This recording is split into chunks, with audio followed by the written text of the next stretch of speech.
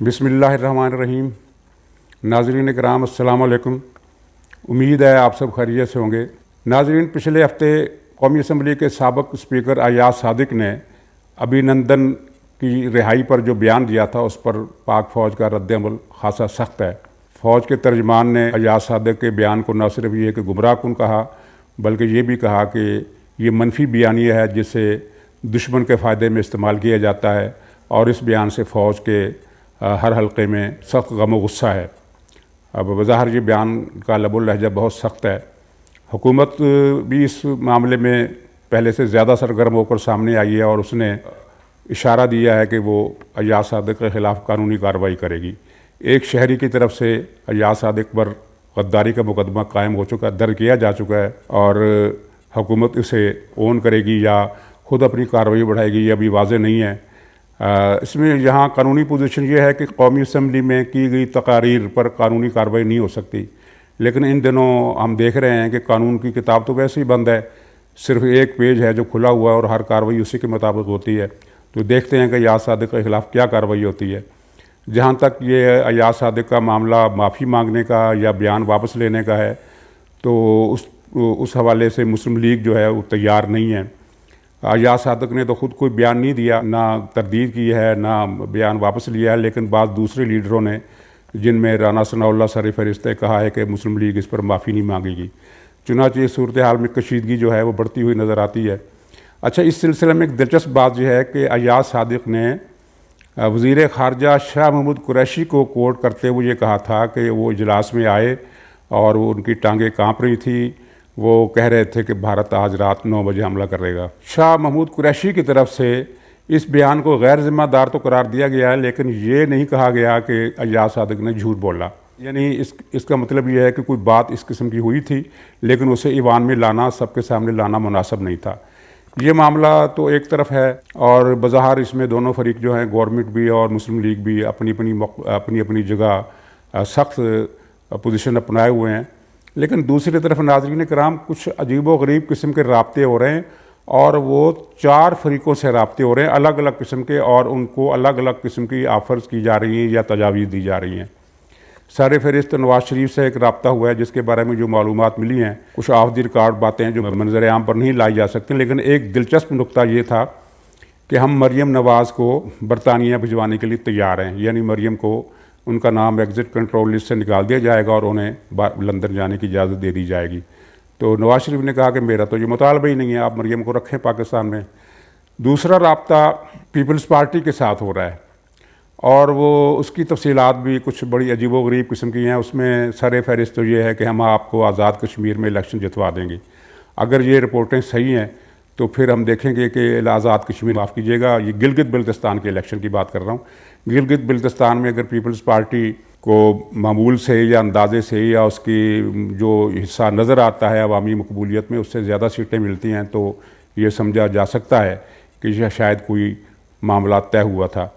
लेकिन बज़ाहिर peoples party अभी तक कोई आमादा तावन नज़र नहीं आती। ये नहीं कि उसका मौक़िफ़ बहुत सख्त है, यकीनन उसका मौक़िफ़ मुस्लिम लीग नून की निस्बत नरम है, लेकिन इतनी लचक अभी नहीं है कि वो उनके साथ कोई डील करने की तरफ पेश रफ्त हो। पीपल्स पार्टी के गिलगित बल्तिस्तान में अपना एक वोट बैंक है और जिसमें यकीनन इजाफा भी हुआ है, क्योंकि जिस तरह बिलावल के दौरों से नज़र आता है वहाँ उन्होंने बड़े बड़े जलसे किए हैं। पहले इतला ये आई थी कि ये इलेक्शन हर सूरत में PTI को जितवाए जाएंगे, क्योंकि आइंदा महीनों में गिलगित बल्तिस्तान का जो स्टेटस बनना है उसमें मुस्लिम लीग नून फरीक बनने के लिए तैयार नहीं है। पीपल्स पार्टी को ज़्यादा तावन नहीं करेगी, लेकिन पीपल्स पार्टी कोई ज़्यादा मुज़ाहमत भी नहीं करेगी। तो चुनांचे तहरीक इंसाफ का जितना ज़रूरी है, लेकिन अब जो नए इशारे मिल रहे हैं अगर ये सही हैं तो उसमें पीपल्स पार्टी को वहाँ कामयाब कराया जाएगा। लेकिन दूसरी तरफ ये इतलात भी आ रही हैं कि पीपल्स पार्टी के एक आला सतही इजलास में ये करार पाया है कि अगर हमने एंटी गवर्नमेंट स्टांस में नरमी की तो हमारी सिंध हुकूमत नहीं बचेगी। तीसरा रब्ता फजलुर रहमान से है, उनसे कहा गया है कि हम आपके कुछ गिले शिकवे दूर करने के लिए तैयार हैं, लेकिन मौलाना की तरफ से कोई नरमी या लचक का मुजाहरा नहीं हुआ। सबसे दिलचस्प जो डेवलपमेंट हो रही है वो शहबाज शरीफ के साथ रब्तों में। इस सिलसिले में एक प्लान है। प्लान ये है कि मुस्लिम लीग काफ और कुछ दूसरी ऐसी जमातों को जिनका हम नाम भी नहीं जानते उनको मिलाकर एक नई मुस्लिम लीग बनाई जाएगी और इन जमातों की शमूलियत का मकसद ये दिखाना होगा कि ये एक बड़ा अलायंस है और जिसमें काफ़ी पार्टियाँ शामिल हैं। तो ये एक नई मुस्लिम लीग होगी जो नवाज शरीफ से अलग अपना किरदार अदा करेगी और ये इसके ज़रिए एक फेस सेविंग करते हुए एक बहरान का हल निकाला जाएगा जिसमें पीटीआई की हुकूमत की छुट्टी हो जाएगी। बाज़ हल्के ये कह रहे हैं कि शहबाज शरीफ कुछ आबादा हैं, लेकिन मेरी जिन ज़राए से बात हुई है वो ये कह रहे हैं कि ये ख़बरें गलत हैं। शहबाज शरीफ मुज़ाकरात कर रहे हैं, उनसे राब्ते भी हो रहे हैं और वो मसलसल तकरीबन बिला नागा ही उनसे गुफ्तगू शनीद का सिलसिला जारी है, लेकिन वो नवाज शरीफ का साथ छोड़ने के लिए अभी तैयार नहीं है। ये इन ज़राए का दावा है, हकीकत क्या है हमें नहीं पता, आने वाले दिनों में पता चल जाएगा। अच्छा नाज़रीन कराम, इसमें इस सिलसिले में एक खारजी पहलू भी है, वो है अमेरिका का इलेक्शन जो इस हफ्ते होने वाले हैं अगले महीने के शुरू में। तो हमारे ईवान इक़्तिदार की और हुकूमती हलकों की बहुत उम्मीद वाबस्ता है अगर ट्रंप जीत जाते हैं, दोबारा जीत जाते हैं, क्योंकि वो ये समझते हैं कि ट्रंप की पॉलिसी हमारे बारे में अदम मुदाखलत की है और वो आलमी सतह पर उनका जो मौक़िफ़ है और जो उनका प्लान है पाकिस्तान उनके साथ तावन कर रहा है। कश्मीर में भी उसने तावन किया है, जो अमेरिका ने चाहा कश्मीर का मसला उस तरह हमने तय कर दिया है। तो इसलिए ट्रंप का रहना हमारे लिए मुफीद है। लेकिन अब जो अमेरिका से रिपोर्टें आ रही हैं वो ये बता रही हैं कि ट्रंप के जीतने के इम्कानात निस्बतन कम हो गए हैं और जो बाइडेन की पॉपुलैरिटी में इजाफा हुआ है। अभी ये कहना बिल्कुल बेजा होगा कि कौन जीतेगा, लेकिन 3-4 महीने 6 महीने पहले की फ़ज़ा में जो नज़र आ रहा था कि ट्रंप यकीनी तौर पर दोबारा जीत जाएंगे, चाहे कम मार्जिन से जीतेंगे, लेकिन अब लग रहा है कि ट्रंप जो है वो उनका जीतना कुछ मशकूक है और 50-50 चांसेस रह गए हैं। बल्कि अमेरिका के जो मीडिया को अगर हम देखें और वहाँ जो पाकिस्तान के बकाया नगार नुमाइंदे और सिफारती हल्के बैठे हैं, वो उनकी अगर रिपोर्टों पर और उनके अंदाज़ों पर गुमान किया जाए तो लगता है कि ट्रंप का जीतना कुछ मुश्किल सा है और जो बाइडेन के चांसेस में कुछ इजाफा हुआ है। और जो बाइडेन के बारे में हमें मालूम है कि उनकी पॉलिसी, एक तो वो डेमोक्रेटिक पार्टी से ताल्लुक़ रखते हैं जिसका हमेशा दूसरे मुल्कों के बारे में जमहूरियत के क्रेडेंशियल पर वो उनका फार्मूला है कि वो आमरीत को सपोर्ट नहीं करता, मुंतखब हुकूमत को सपोर्ट करता है। और पाकिस्तान की मौजूदा हुकूमत जितनी मुंतखब है वो हम भी जानते हैं और दुनिया भी जानती है और अमेरिका तो सबसे ज़्यादा जानता है। तो चुनांचे ये डेमोक्रेट पार्टी के इलेक्शन जीतने की सूरत में पाकिस्तान के लिए एक तो रवायती मसला पैदा होगा और दूसरा ये है कि जो बाइडेन के ज़ाती ख़यालात जो हैं वो पाकिस्तान के बारे में कोई अच्छे नहीं हैं। उनकी हुकूमत अगर आ गई तो सिर्फ पाकिस्तानी हुकूमत ही नहीं बल्कि मुमलकत पाकिस्तान के लिए भी कुछ मसाइल या पेचीदगियाँ मसले पैदा हो सकते हैं, क्योंकि आपको याद होगा कि जो बाइडेन ने एक मरतबा पाकिस्तान को उसी कैटेगरी में रखा था या रखने की कोशिश की थी जिस कैटेगरी में अमेरिका शुमाली कोरिया को गर्दानता है। ये सूरत हाल हमारे लिए अच्छी नहीं है और माजी का रिकॉर्ड ये बताता है कि पाकिस्तान में जब भी कोई गैर आइनी कार्रवाई हुई है तो वो तब हुई है जब अमेरिका में रिपब्लिकन्स की हुकूमत थी। रवायती तौर पर हमने ये देखा है कि अमेरिका में एक सदर, एक पार्टी हमेशा 2 मरतबा इलेक्शन जीतती है और तीसरी मरतबा दूसरी पार्टी आती है। अगर इस मरतबा ट्रंप हार गए तो ये अमेरिका की तारीख में एक बिल्कुल दिलचस्प बाब होगा, क्योंकि वो उनकी अभी पहली मुद्दत है और दूसरी मुद्दत वो शुरू किए बगैर वो अगर इक़्तिदार से अलहदा हो जाते हैं तो ये अमेरिका में भी एक बड़ी तब्दीली होगी और इसका पाकिस्तान की सियासत पर भी असर पड़ेगा, बल्कि ख़ित्ते की सियासत पर भी असर पड़ेगा। ट्रंप का रवैया पाकिस्तान के साथ मजमूई तौर पर नरम रहा है और रिपब्लिकन रवायात के ख़िलाफ़ उन्होंने मिडल ईस्ट में उतनी मुदाखलत नहीं की जितनी माजी में रिपब्लिकन हुक्मरान सदर करते आए हैं। अफ़गानिस्तान हो, इराक़ हो, शाम हो, ट्रंप ने इन ममालिक में जो मुदाखलत थी उसका जो दर्जा था बहुत नीचे कर दिया। शाम से फ़ौजें निकाल ली और अफ़गानिस्तान से भी वो निकलने की तैयारी कर रहे हैं।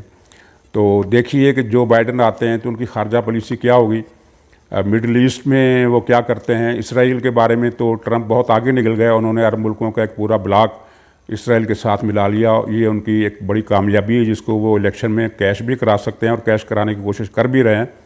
लेकिन मजमूई तौर पर अमेरिका की राय अम्मा का जो रुझान है उसका पलड़ा ट्रंप के ख़िलाफ़ जाता हुआ नज़र आ रहा है।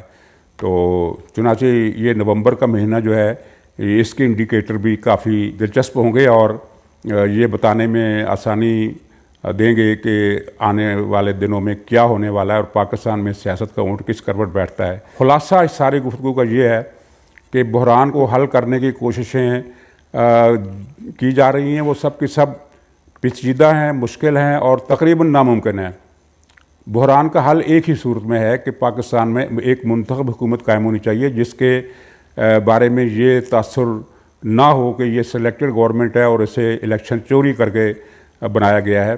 यहाँ एक नुक्ता ये भी है कि आपने देखा होगा बहुत सारे मुबस्सिरीन कहते हैं कि जो टीवी पर बैठे हुए हैं कि अक्सर पाकिस्तान के हर इलेक्शन में हारने वाली पार्टी धांधली का इल्ज़ाम लगाती, और ये सही है, हर इलेक्शन में धांधली का इल्ज़ाम लगाए, लेकिन वो एक महदूद इल्ज़ाम होता है। 10 सीटें, 15 सीटें, 20 सीटें।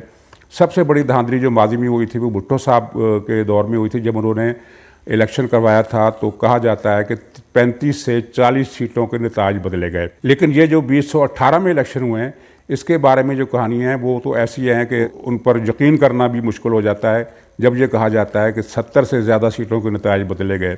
आपको एक वो टीवी एंकर याद होंगे जो माजी में पीटीआई के बड़े सख्त गीर किस्म के हामी थे और अपोजिशन को अपने प्रोग्रामों में बाकायदा दुश्मनाम का निशाना बनाया करते थे, लेकिन उन्हीं ने जब वो पीटीआई से नाराज़ हुए तो उन्होंने इंकिशाफ किया कि उनकी मालूमात के मुताबिक 70 से 75 सीटों के नताज बदले गए। और उनकी बात में वज़न यूँ भी नज़र आता है कि कराची के जो जितने भी MQM के हलके हैं उनसे 4 सीटों को छोड़कर बाकी सब में पीटीआई जीत गई, जबकि वहाँ पीटीआई के दफ्तर तक नहीं है। तो इस बात की तस्दीक होती है जो इन एंकर ने कही कि इतनी ज़्यादा सीटों के नताज बदले गए, और इसीलिए मौलाना फजल रहमान कहते हैं कि ये सारे के सारे इलेक्शन ही चोरी किए गए और ये पार्लियामेंट जाली है। तो ये अक्टूबर ख़त्म हो रहा है, नवंबर में हम कई इंडिकेशन देखेंगे जो आने वाले हालात का इशारा देंगे और हमें ये समझने में आसानी हो जाएगी कि अब क्या होने वाला है और ऊँट किस करवट बैठेगा। और ये तो इसी वक्त नज़र आ रहा है कि तब्दीली तो नागुज़ीर है, चाहे वो हमारे फ़ायदे में हो चाहे वो हमारे नुकसान में हो, और लेकिन कुछ न कुछ मामला बदल कर रहेगा। ये सिस्टम जो है इस वक्त ये अपनी नाकामी की आखिरी मंजिल पर पहुंच चुका है। मैं इसी बात पर अपनी मालूमात ख़त्म करता हूँ। खुदा हाफिज़।